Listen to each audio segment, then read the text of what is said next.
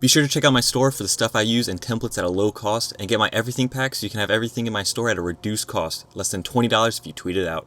What's up guys, Qehzy here, bringing you guys another tutorial, and today I'm going to be showing you how to create this abstract 3D banner in Cinema 4D and Photoshop. It's actually a full Cinema 4D and Photoshop tutorial. I've been splitting them up, doing just Cinema 4D, just Photoshop, but finally bringing them together again like the good old days.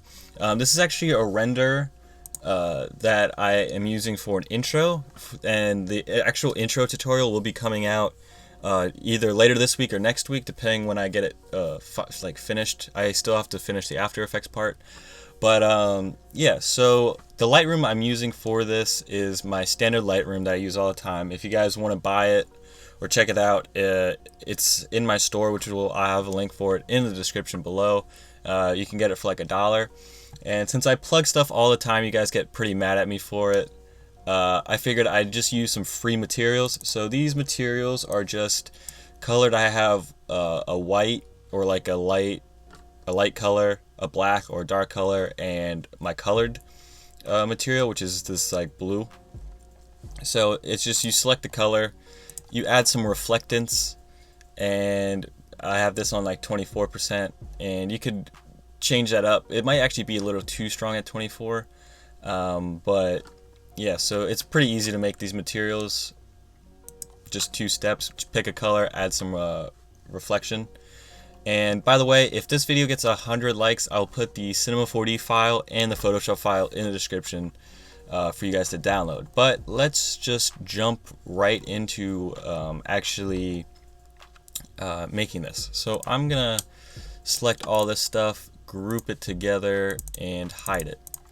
And now I'm gonna go MoGraph MoText, and we're just gonna get the text a while.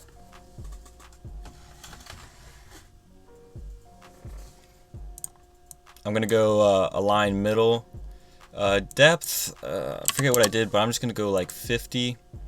Let's hop over to caps, do fillet cap for both of these, and do like 2 or 3.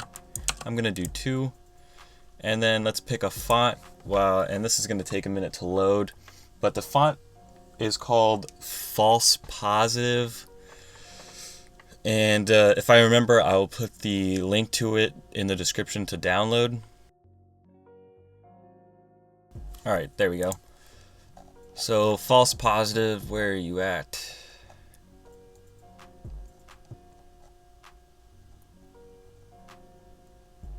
I feel like I just saw it. Where the heck? There it is. False Positive BRK. And I'm just gonna, you can use whatever font too. Again, you don't have to use this, but I'm just gonna do simple your, and then I'm gonna duplicate this and do name. I'm gonna bring the name text down a bit, bring the your text up, and decrease the height, make it a little bit smaller.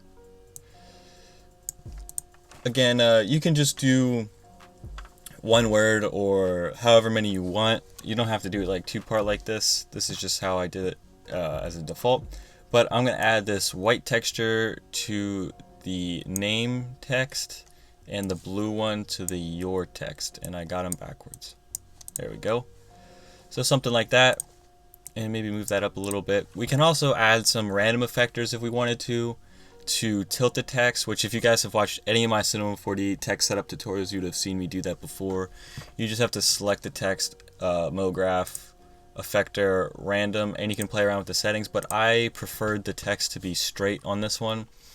But if you guys want to experiment, feel free. Now I'm going to go to my objects and get a platonic, and I'm going to hop out of my camera for a second and just drag this behind everything and go back to the camera, and then I'm gonna go and get a displacer deformer and add that to the platonic. And in the displacer, make sure you have it selected and go to shading, drop down arrow here, and select noise. And you can also go in and change the noise. If you click this drop down arrow, you can see there's a bunch of different variations and things. But you can select that to get a different look. But once you select whatever you want to go back to the object tab, go to height, and just pick whatever. I'm just gonna go negative 1,000 something. So negative a little over 1,000, and you can see we start to get some cool looking shapes. If I go to the platonic, I can actually go to the type. So it's this one, Qehzy, I think that says. And you can just kind of play around. So we can do Bucky, get something crazy like that. Dodeca, which is the one I'm going to be using. Octa, Hexa, Tetra, which is basically just a pyramid. But you can see you get different looks with different things. And then if you go back to the displacer and you change the height to even more, it just gets bigger or smaller until it goes back to like the normal shape. You could go positive too. I just prefer the negative look. So let's go, actually I'm going to decrease it a little bit, maybe negative 800-ish, actually like 741 works. I'm actually going to move this back a little further, like so, there we go. Okay, so there's our first shape. Now, I want these to be pretty symmetrical, so I'm going to go to Symmetry in the Array tab here, and just add the platonic to that. And you can see it is now symmetrical. I don't really like how that looks, so I'm going to select the platonic and just like rotate it. Get something I like. I'm not sure I'm liking that. Let's play around. That's pretty cool. I like that. Let's actually move it up a little bit. So, oops. Something like that. That looks pretty cool, I guess. And then we can add a color to that. So I'm just going to add the blue. Alright, pretty cool. And then we want to duplicate that. Change the color for now to I'm going to do white. And let's take this out further. I'm going to hop out of my camera, bring it back, and change some of the settings. Let's actually make this more negative. And then go to the platonic and let's just rotate it somewhere else. So that's pretty interesting looking. Let's again, I'm gonna hop out of the camera, select the platonic again, and kind of just adjust where this is at. Maybe bring it down. Actually bring it back up. That's pretty interesting. I like that. And you can see this is like not very similar to the one I did before because you get really varied results. It's hard to replicate the same thing twice, I suppose. Or it is for me. Maybe I'm just kind of forgetful on settings and things, but I like how it's like, it feels like it's something new every time. I've done this a few different times to get stuff I like, but I'm going to duplicate that the white one again, and this time we're going to make it a darker material, so the black. And let's get the platonic and we're going to move it back again. And instead of increasing the size or whatever, let's just rotate it a different direction. Something like that is pretty cool. And also, once you get to a little more of the background, you can take off the symmetry and maybe just go with one big one. So I could take that off, bring this in maybe, do something like that. That kind of breaks up the symmetry, gives it a cool look. But I think I'm going to keep the symmetry. I kind of like it. So something like that. And now that's pretty cool. Now you can play around with this more, get different looks. You could add other objects to it. I just kept it simple and went with this. I could add some like Reaper X or some like sweep NURBS or something cool going throughout. Make it even more abstract, but I kept it pretty simple. I like this look. But let me just render this out for you guys so you can preview it. And then once we have this rendered out, we save it. We want to render out some objects without the symmetry, just to have other pieces to put together on the banner to make it a little more interesting. If I pull up the final one here, you can see this is the main render, and then this is a different render, and this is a different render, just to add some variety in things. So it's not duplicating the text and just putting around how a lot of other people design things. But you can see this looks pretty sweet. I really like this one. This one came out pretty nice. I think even without the your text, this would look really good. The white might be a little too big, and the black, is that the black texture? I don't know. The white's reflecting a lot, so I'm actually gonna drop down the reflectance on that guy a little bit. And then I'm just gonna go ahead and save this and render it. and I'll be back in a second.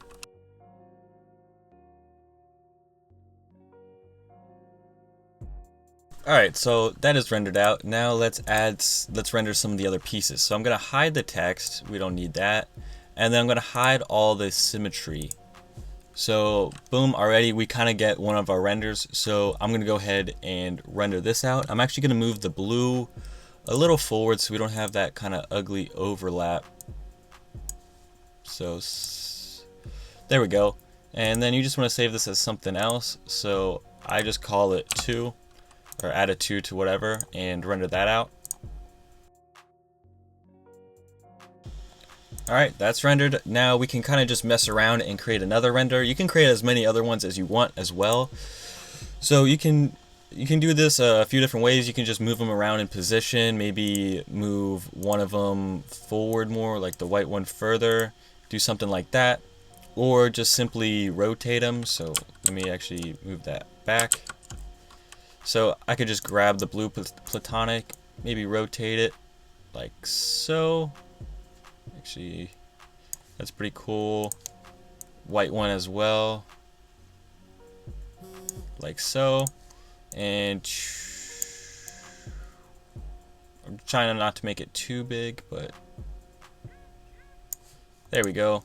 So there you go, there's another piece, and then you just want to render that out as well. So now we have 3 pieces to work with in Photoshop, and that's essentially the Cinema 4D part.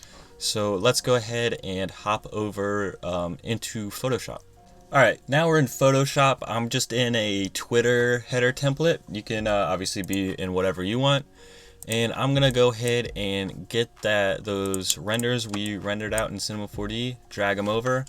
When I drag them, I want to expand them so their width is the same as the document, like so. Boom.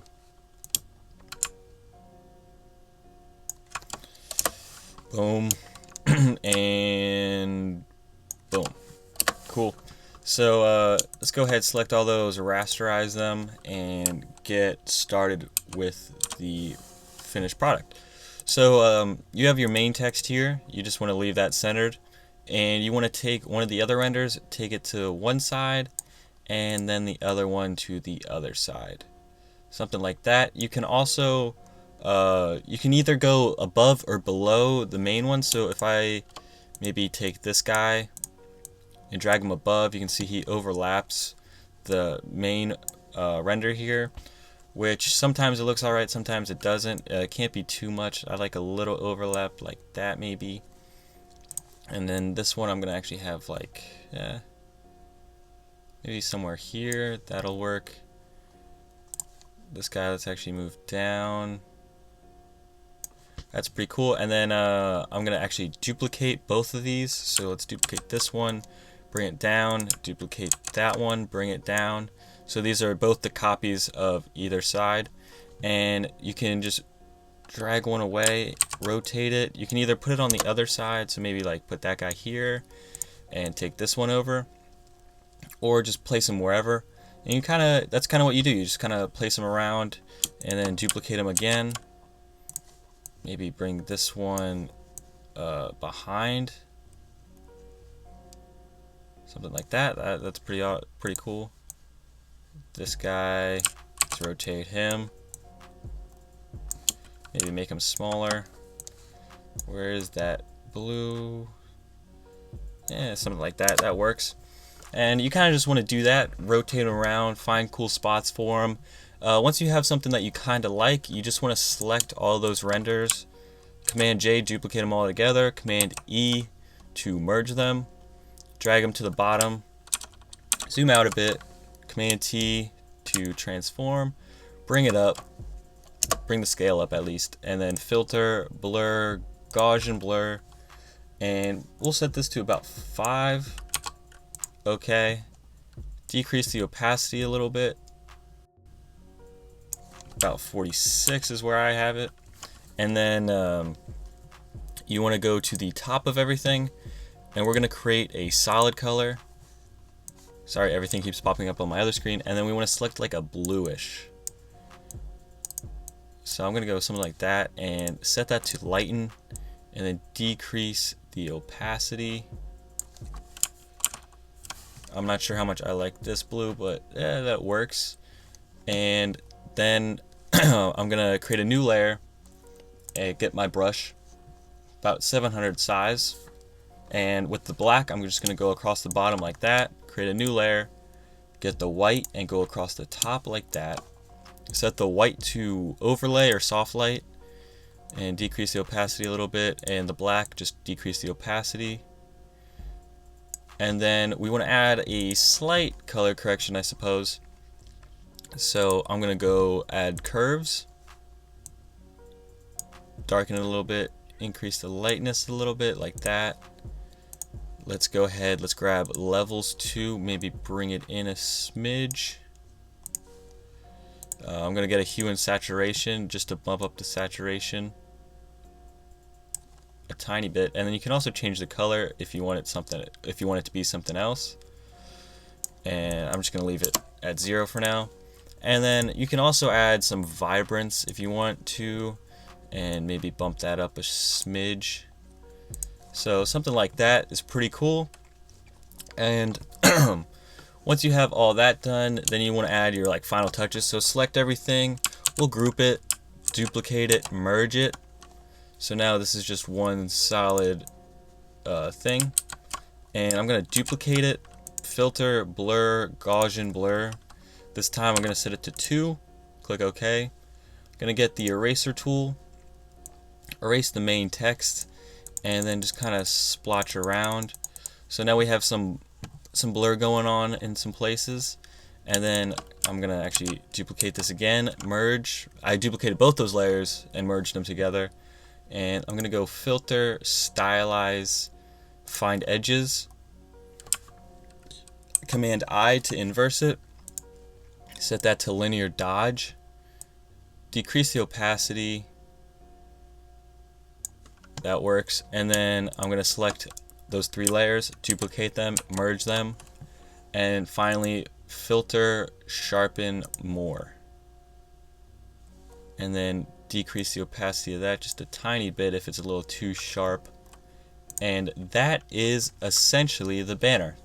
That's basically everything I did. Hopefully I didn't go too quick on the Photoshop part, but it's pretty simple. You can also create a new layer, get the color, get a soft brush, and maybe add a little bit more to this. So click around, set it to screen, decrease the opacity a little bit, but you get some glow going on.